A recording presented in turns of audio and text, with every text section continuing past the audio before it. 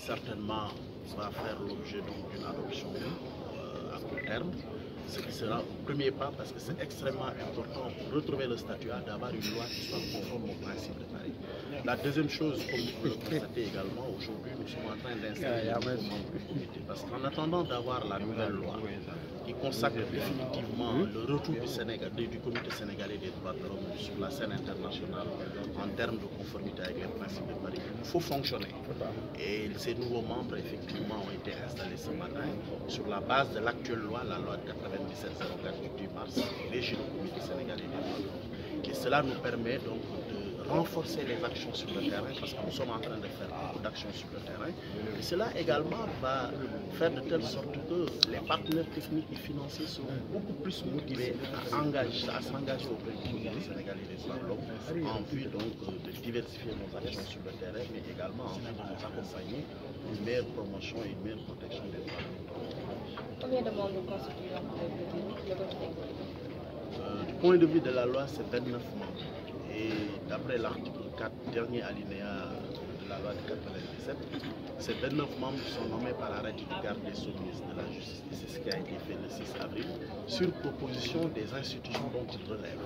Autrement dit, ce n'est pas le garde des Sceaux qui choisit les personnes qui doivent siéger au niveau du comité sénégalais, au niveau de l'instance délibérante, mais c'est plutôt les structures dédiées et qui se trouvent dans la loi, qui sont énumérées par la loi, qui vont désigner le titulaire et le suppléant, ou bien les titulaires et les suppléants selon le nombre qui lui est affecté. Je donne un exemple. Aujourd'hui, si vous prenez par exemple le Conseil économique et social qui est là et qui est devenu le Conseil économique, social et environnemental, ils ont un représentant. Et ce représentant est désigné par le Conseil économique et social et c'est à la suite de cette désignation que le ministre de la Justice prend un arrêté de nomination. Et c'est le sens aujourd'hui de notre cérémonie d'installation. C'est comprendre fonction à partir d'aujourd'hui et pouvoir donc intégrer le comité. Et toutes les décisions aujourd'hui qui seront prises par le comité sénégalais des droits de l'homme en matière de promotion, en matière de protection des droits de l'homme seront des décisions prises à la suite d'une délibération par la Assemblée délibérante. Une dernière question, parce que vous avez fait beaucoup d'études c'est bien sûr de retrouver le statut. Par le statut-là, comment retrouver ce statut-là en rencontre d'autres organismes de défense des droits humains, point de vue de la violation des droits humains?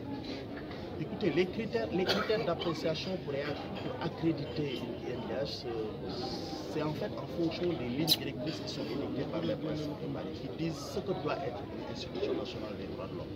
D'abord, le problème de la loi, parce que c'est la loi qui, en fait, concentre, qui regroupe l'ensemble des aspects, des critères d'évaluation.